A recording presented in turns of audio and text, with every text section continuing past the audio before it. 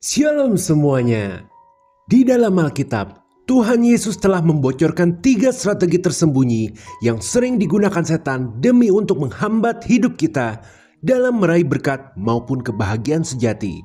Oleh karena itu, segera kita pelajari bersama. Rahasia 1, hilangnya kesabaran. Ternyata, setan senantiasa berusaha membuat manusia kehilangan kesabaran. Ia sering menggoda kita untuk selalu menginginkan hal-hal yang serba instan, hingga akhirnya kita enggan menunggu atau menghargai proses dalam mencapai sesuatu yang baik. Lihatlah dalam Lukas 4 ayat 3-4. Lalu berkatalah iblis kepadanya, "Jika engkau anak Allah, suruhlah batu ini menjadi roti." Jawab Yesus kepadanya, "Ada tertulis, manusia hidup bukan dari roti saja." Iblis menawarkan solusi instan kepada Yesus. Daripada nunggu lapar, ubah saja batu menjadi roti. Yesus tahu bahwa solusi instan yang salah semacam ini akan membawa bencana di kemudian hari. Maka Yesus tidak mau melakukannya. Artinya, Tuhan Yesus sendiri lebih menghargai proses daripada kepuasan sesaat. Ini pelajaran penting bagi kita semua, bahwa Tuhan ingin kita memupuk kesabaran daripada ketergesa-gesaan.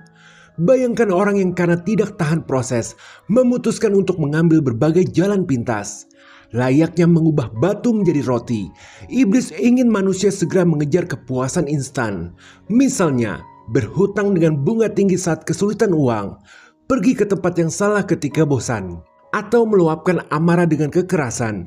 Dan masih banyak contoh serupa yang terus muncul dalam hidup kita. Amsal 21 ayat 5 tertulis, "Rancangan orang rajin semata-mata mendatangkan kelimpahan, tetapi setiap orang yang tergesa-gesa hanya akan mengalami kekurangan." Waspadalah selalu, karena sikap terburu-buru itu dapat mencegah kita percaya pada waktu Tuhan dan membuat kita tidak mau belajar untuk bersandar pada kasih karunia-Nya. Iblis ingin Yesus merasa sendirian dengan berkata, "Jikalau engkau anak Allah." Demikian pula, iblis ingin kita merasa sendirian juga, membuat kita lupa bahwa kita mempunyai Allah yang hidup sebagai Bapa yang akan menjaga dan memelihara kita. Maka kita harus memikirkan apa yang Yesus pikirkan. Jika saya adalah anak Allah, tentunya saya harus percaya dan berserah kepada pemeliharaan Bapa. Yakobus 1 ayat 2-4 tertulis, "Saudara-saudaraku, anggaplah sebagai suatu kebahagiaan apabila kamu jatuh ke dalam berbagai-bagai pencobaan, sebab kamu tahu bahwa ujian terhadap imanmu itu menghasilkan ketekunan, dan biarkanlah ketekunan itu memperoleh buah yang matang, supaya kamu menjadi sempurna dan utuh dan tak kekurangan suatu apapun." Karena sesungguhnya lewat keadaan yang tidak enak, Tuhan sedang memproses karakter kita agar ke depannya kita akan mampu menjadi alatnya Tuhan yang penuh kuasa sebagai terang di dunia yang semakin sulit ini. Jadi ketika setan menggoda kita untuk cepat putus asa atau kehilangan kesabaran dan segera mengambil jalan pintas, kita perlu menghargai proses Tuhan membentuk kita dengan tetap sabar. Ingatlah bahwa berkat terbaik memang membutuhkan penantian dan iman. Sama yang kita lihat dalam Matius 4 ayat 11. Lalu iblis meninggalkan dia, dan lihatlah malaikat-malaikat datang melayani Yesus. Seperti malaikat yang datang melayani Yesus di akhir pencobaannya, maka lihatlah berkat-berkat terbaik akan datang dalam hidup kita pada waktu Tuhan yang sempurna.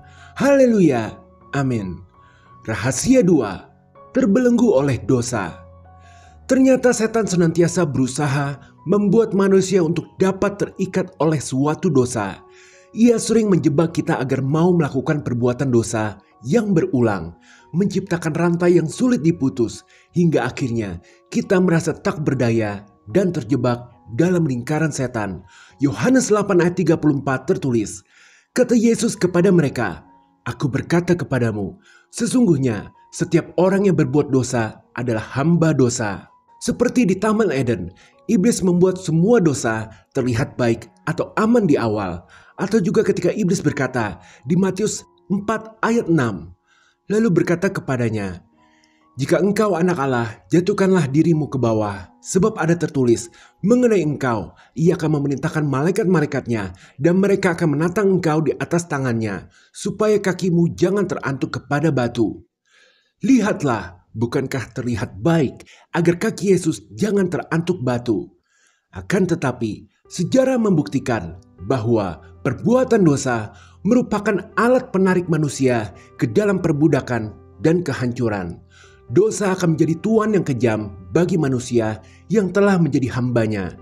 Ingatlah, perbuatan daging itu telah nyata tertulis dalam Alkitab, yaitu percabulan, kecemaran, hawa nafsu, penyembahan berhala, sihir, perseteruan, perselisihan, iri hati, amarah, kepentingan diri sendiri, percideraan, dan roh pemecah.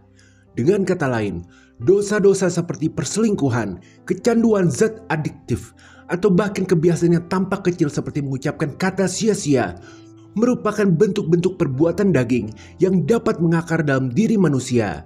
Orang tidak bisa begitu saja meninggalkan perbudakan dosa seperti itu karena sudah mengakar. Tetapi Yesus datang untuk membebaskan tawanan. Hanya Tuhan Yesus yang dapat mematahkan rantai dosa yang mengikat kita, dan firman-Nya adalah alat pemotong rantai dosa itu. Yohanes 8 ayat 31-32 tertulis, maka katanya kepada orang-orang Yahudi yang percaya kepadanya, jikalau kamu tetap dalam firman-Ku, kamu benar-benar adalah murid-Ku, dan kamu akan mengetahui kebenaran, dan kebenaran itu akan memerdekakan kamu. Jadi hal yang harus dilakukan bagi orang yang sedang terikat dosa adalah bersedia untuk membaca Alkitab. Karena Roh Kudus akan membukakan mata kita terhadap kebenaran dosa, bahwa dosa itu akan membawa ketidakberuntungan, bahwa dosa membuang waktu yang sangat berharga dalam hidup kita, dan lain sebagainya.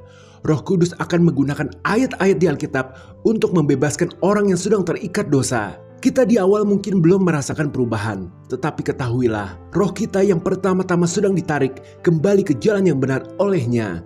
Kemudian jiwa kita, lalu akhirnya tubuh kita, hingga pelan tapi pasti kemerdekaan dari dosa akan diraih. Tidak mungkin tidak, yang membuat orang tidak lagi menjadi hamba dosa, melainkan menjadi hamba kebenaran, melayani Tuhan Yesus sebagai Tuhan yang sangat mengasihinya. Haleluya, amin. Rahasia 3, menjadi begitu materialistis. Ternyata setan senantiasa berusaha membuat manusia agar mencintai uang melebihi apapun, baik disadari maupun tidak. Dan kita tahu Alkitab telah memberikan kita pernyataan bahwa akar dari segala kejahatan adalah cinta uang. Lihatlah bagaimana iblis mencoba Yesus di Matius 4 ayat 8-9. Dan iblis membawanya pula ke atas gunung yang sangat tinggi dan memperlihatkan kepadanya semua kerajaan dunia dengan kemegahannya, dan berkata kepadanya, semua itu akan kuberikan kepadamu jika engkau sujud menyembah aku. Jadi materi dan kekayaan sering digunakan setan sebagai jebakan yang mengalihkan fokus kita dari hal-hal yang benar-benar penting. Ketika cinta akan uang atau materialisme menjadi pusat hidup manusia, maka dia mudah jatuh ke dalam keserakahan dan berbagai kesulitan. 1 Timotius 6 ayat 10 tertulis, karena akar segala kejahatan ialah cinta uang, sebab oleh memburu uanglah beberapa orang telah menyimpang dari iman dan menyiksa dirinya dengan berbagai-bagai duka. Alkitab memperingatkan bahwa keinginan duniawi itu cepat berlalu dan membawa kepada kebinasaan. 1 Yohanes 2 ayat 15-16. Janganlah kamu mengasihi dunia dan apa yang ada di dalamnya. Jikalau orang mengasihi dunia, maka kasih akan Bapa tidak ada di dalam orang itu. Sebab semua yang ada di dalam dunia, yaitu keinginan daging dan keinginan mata, serta keangkuhan hidup, bukanlah berasal dari Bapa, melainkan dari dunia. Bukan berarti Tuhan tidak boleh kita senang, tetapi janganlah kita lebih memilih mengejar kenikmatan duniawi, lalu melupakan Tuhan. Iblis ingin mematikan pertumbuhan rohani kita, seperti menjauhkan kita dari doa, firman Tuhan, atau persekutuan. Ia ingin membuat kita merasa jauh dari Tuhan agar pertumbuhan rohani kita terhambat. Hanya dengan kembali kepada Tuhan dan berjalan bersama dengan Tuhan sajalah manusia dapat meraih kebahagiaan sejati, bahkan materi, karena Tuhan sanggup.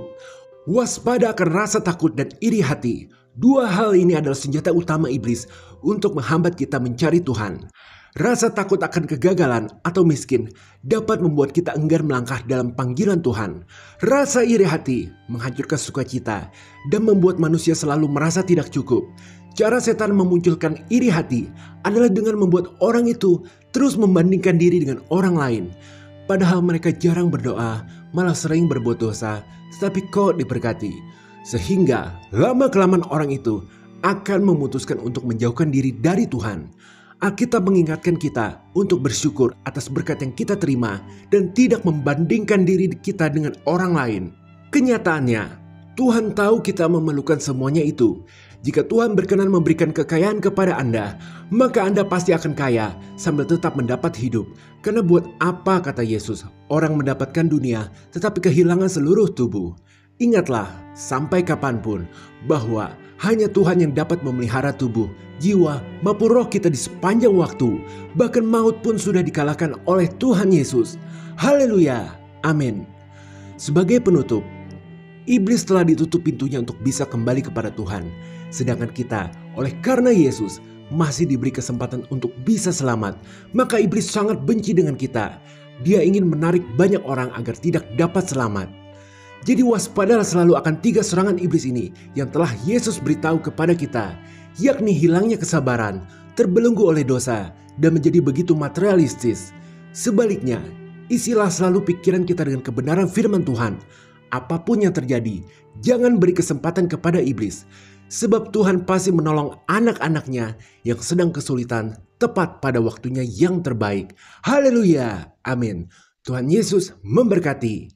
Jika berkenan berikan like, share, dan subscribe, serta komen. Tuhan Yesus memberkati.